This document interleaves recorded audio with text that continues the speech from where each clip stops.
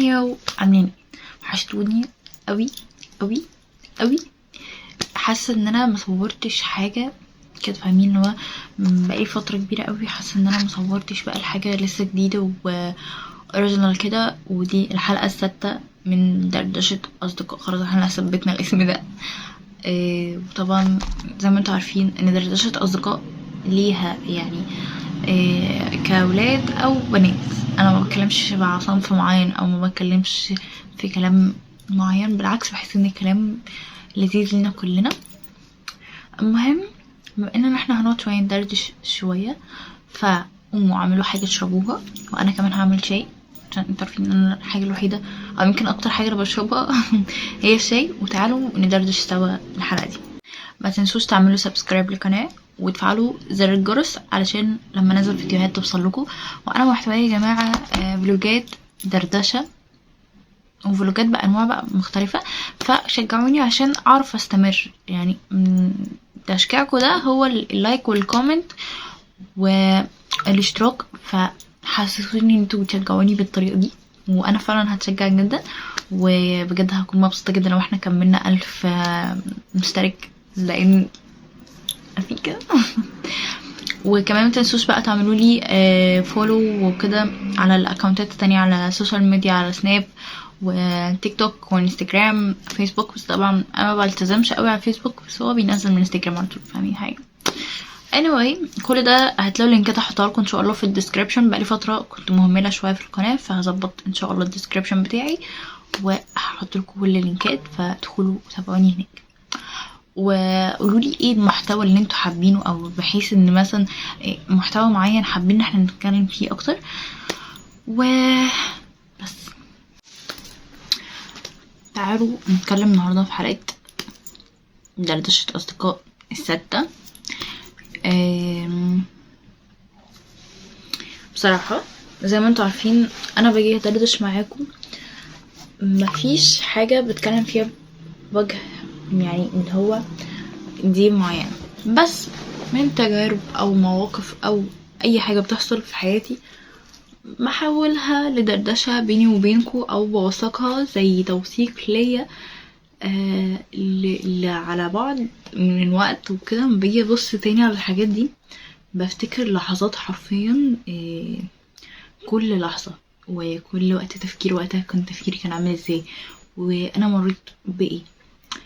فتقريبا هتكون حلقة النهاردة، او هو اكيد ان شاء الله هتكون حلقة النهاردة هي عن توثيق اللحظات وازاي تعمل ميموري وايه فايدة الميموري في حياتنا.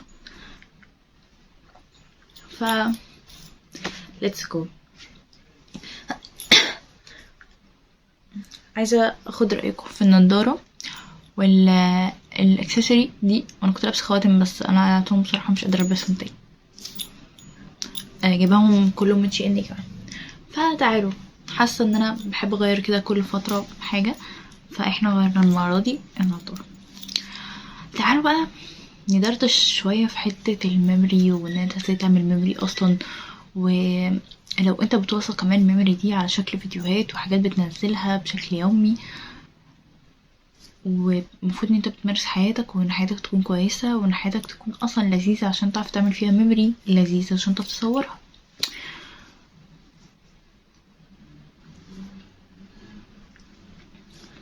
طيب انا هروح على طول على الجانب الوحش الاول من الميموري والذكريات اللي بتتبنى لينا في حياتنا على مدار كل سنة وكل يوم كل شهر حرفيا. وهي بص عليها زي ما انتوا عارفين انا كل مرة بتكلم عن حاجة من منظوري ومن وجهة نظري، واكيد كل واحد ليه وجهة نظر مختلفة. بس بنيجي بقى في حتة بنيجي نبص مثلا حتة الصداقة او الصديق اللي هو معاك في مشوار حياتك او في الفترة اللي انت فيها دلوقتي.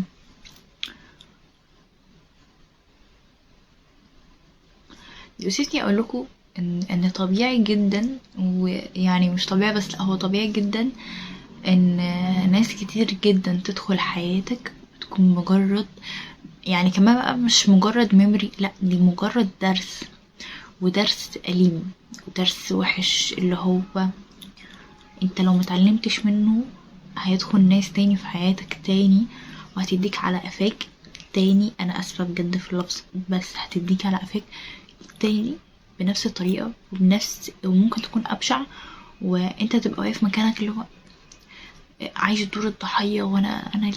انا ليه قصة حياتي سيئة؟ ليه الناس اللي قدامي هناك دي اختياراتهم في الأصدقاء أحلى من اختياراتي؟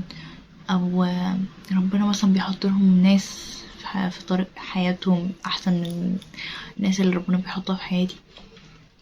أنا عايزة أقولك عامة حتة الصداقة، وطبعا ممكن أصلا الفكرة دي تنطبق على كل حاجة بقى. يعني ممكن تنطبق على شريك حياة، ممكن تنطبق على زي ما قلت اللي هو أصدقاء وكده، ممكن تنطبق للأسف عند أغلب الناس في الأهل، ودي حقيقة مرة شوية.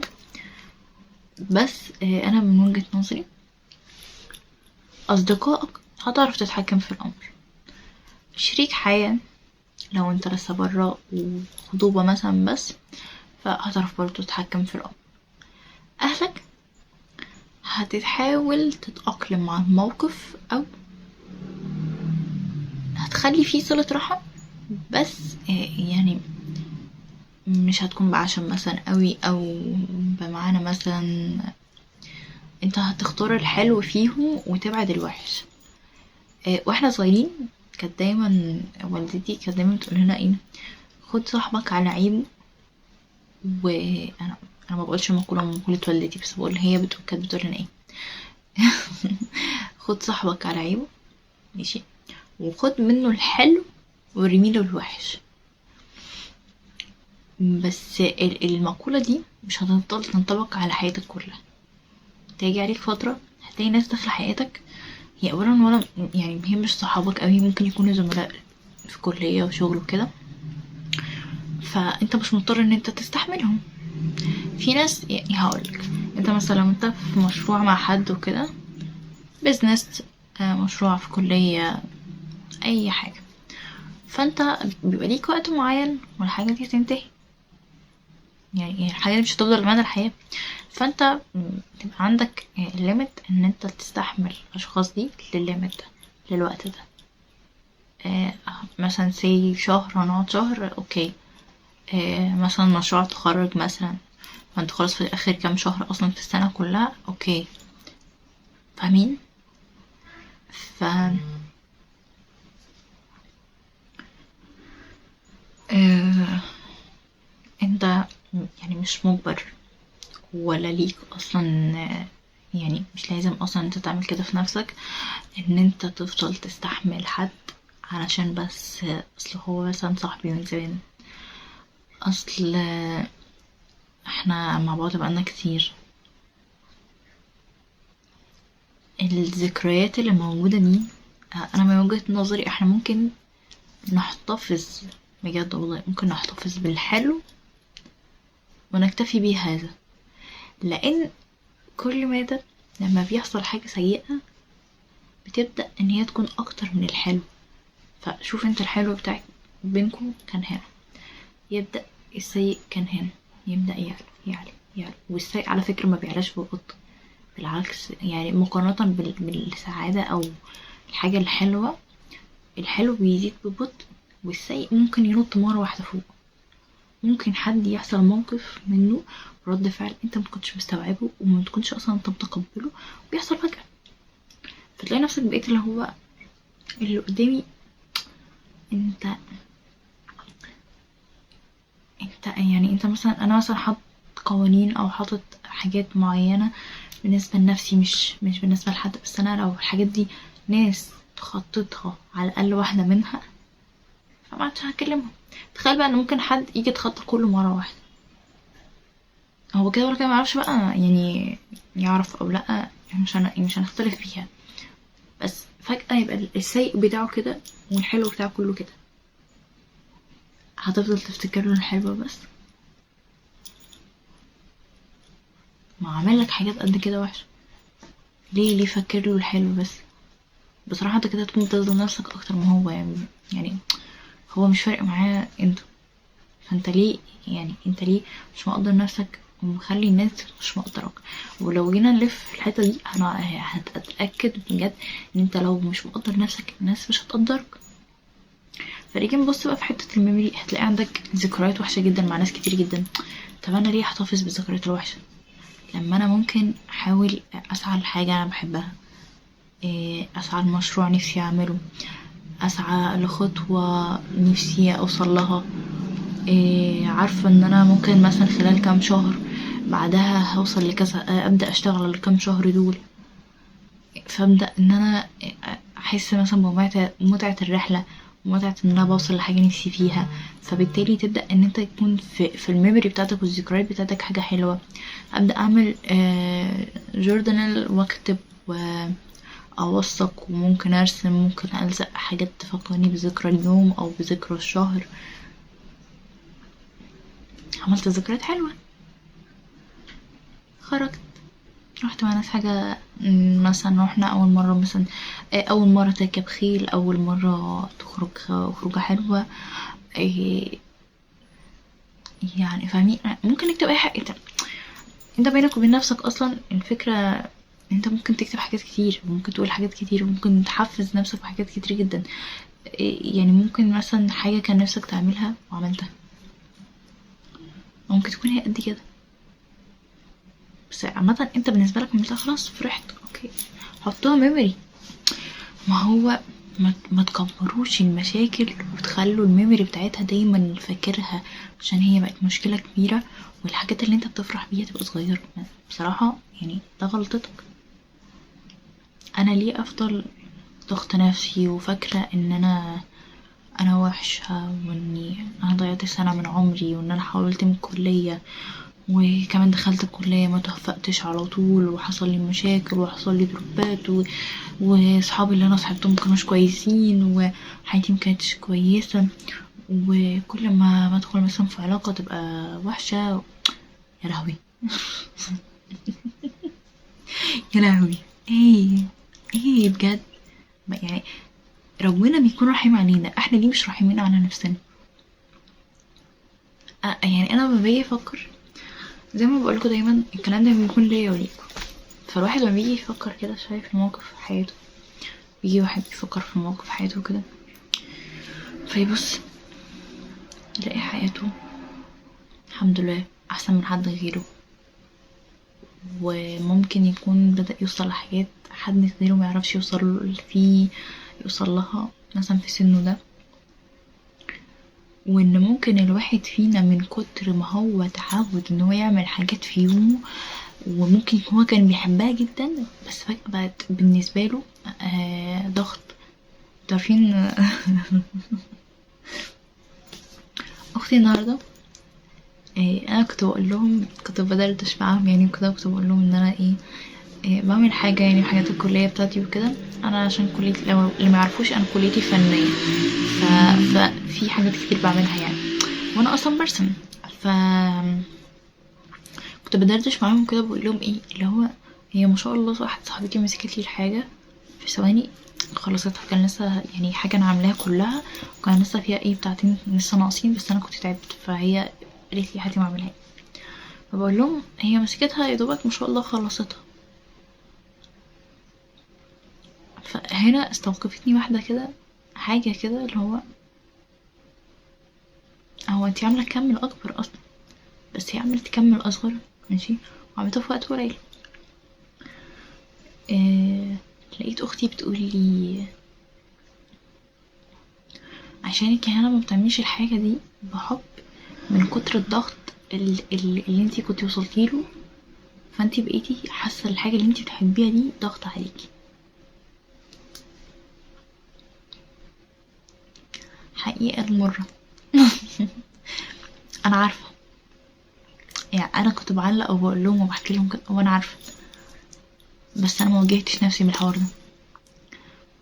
كنت حاسه ان هو لا يا هنا انتي هتحاولي تعملي ميموري جديده، وهتحاولي تعملي ميموري احلى، وهتحاولي تتخطي وي. بس انا لسه اللي جوايا ما اتخطتش، بس انا من بره قلت كده، انا من بره كويسه. وبالعكس كمان يعني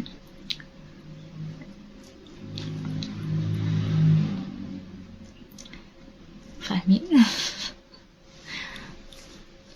اوقات الصمت بيكون فعلا نعمة وتربية.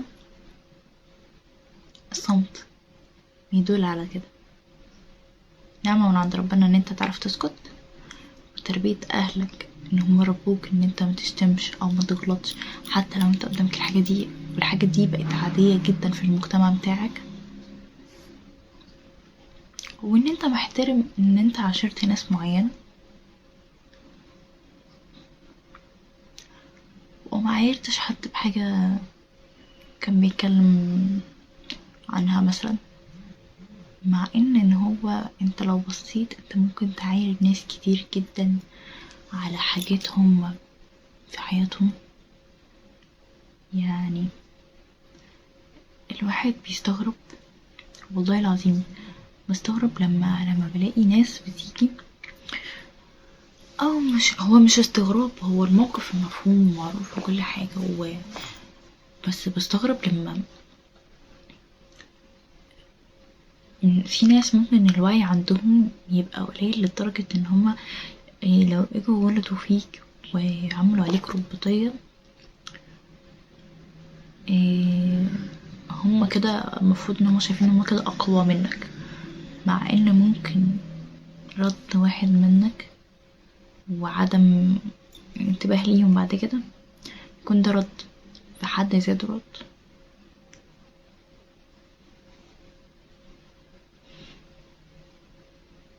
بعيدا عن موضوع الحلقة،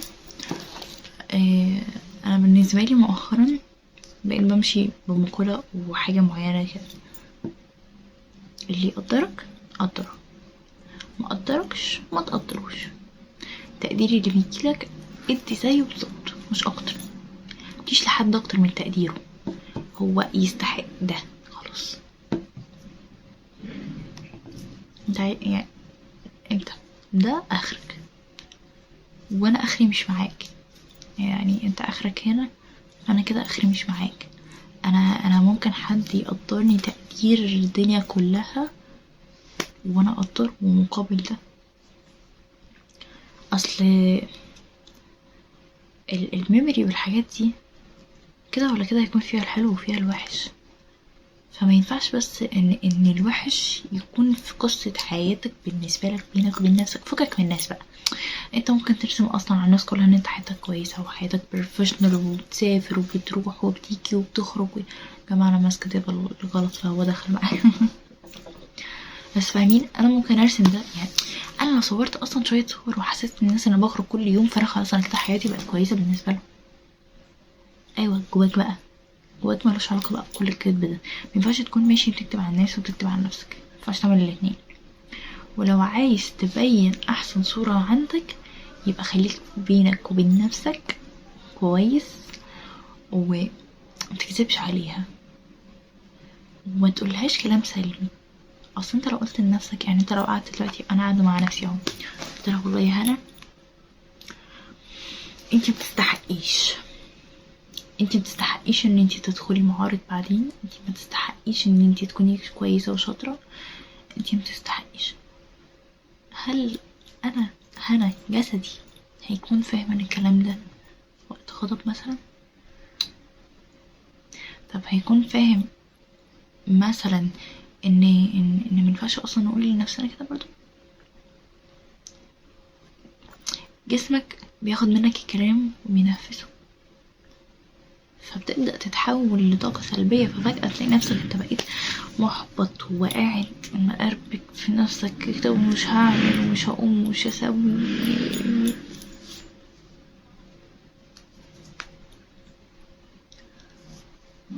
انت لازم تكون فاهم كويس جدا ومع مستوى وعيك وانت بتعرف وعيك وانت بتعرف وعيك كده لازم تفكيرك يعني معاك كده، ولازم مستواك النفسي مع نفسك يكون كويس جدا. مش لازم عشان تكون بتحب نفسك ماشي تكون بتنزل كل يوم تتمرن، بتروح الجيم، بتجري، يعني بتاكل اكل صحي، يعني انت ممكن تعمل حاجات باللي معاك في المحيط بتاعك بس هتكون بتريح نفسك.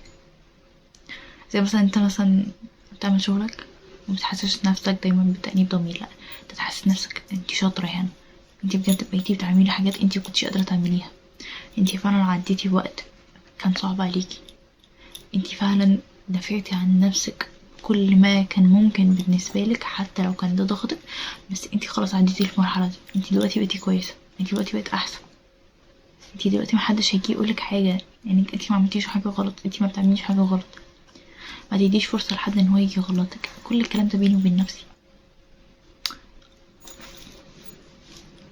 انا لما بحب واحدة صاحبتي بروح انصحها، يعني لما بنوصل لليفل الصحوبية الحلوة وكده بنبدأ ننصح بعض وبنكون خايفين على بعض، فهو نفس الشيء بالظبط بينك وبين نفسك، انا خايفة على نفسي فانا لازم اكون احسن مع نفسي عشان نفسي محتاجاني، اصل نفسي ليها احلام وطموح وحياة انا مش هوصلها لها، يعني انا هكون سبب في ان هي متوصلش لده بعدين في المستقبل، طب ليه؟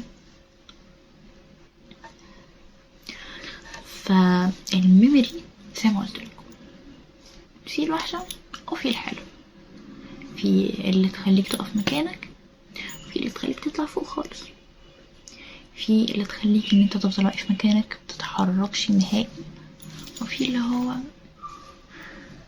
فجأة تلاقي نفسك من كتر ما انت بتسعى وبتحاول وماشي وبتعمل ميموري كويسة وبتحقق حاجات، تلاقي ربنا وفقك من عنده ووصلك لأول بداية النجاح للمشوار اللي انت عايزه، فتلاقي فجأة ان انت بقيت، هو الموضوع مش فجأة بس تلاقي بعد وقت انت فعلا الله تعبي بدأ يجيب نتيجة، هو ده هو ده دي الميموري الحلوة اللي احنا المفروض نخليها بينا وبين نفسنا، لازم نخلي نفسنا كويسة، انا لو مخليتش نفسي كويسة مش هيبقى عندي ميموري كويسة.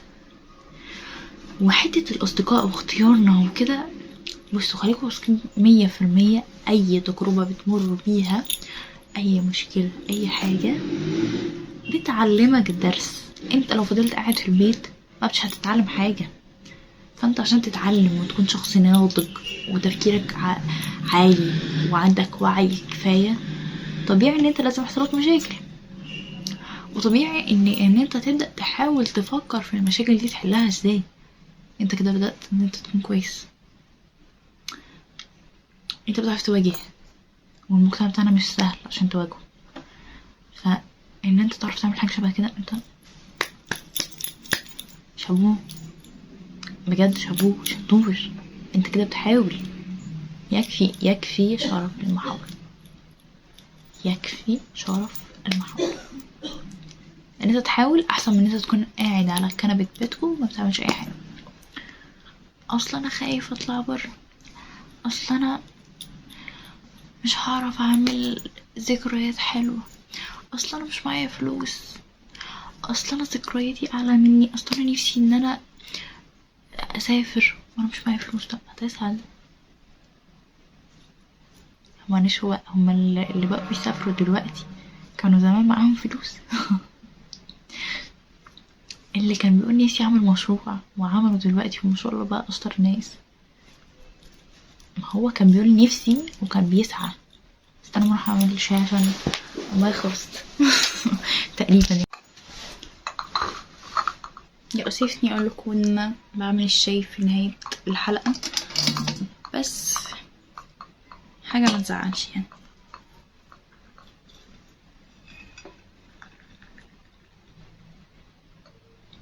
ده فنجان من فناجين مامتي يا جماعة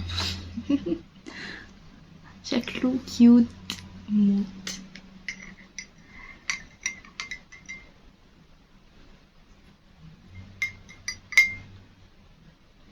ماما كانت لسه مدياني معلومة بتقولي لو انتي قاعدة في قاعدة وكده المفروض ان انتي ما تقلبيش كده، كده غلط والله، اللي هو هتقلبي كده نفس المكان بس مش بصوت يعني اكيد، بس حاسة الموضوع فاشل اوي، انا مش قاعدة في قاعدة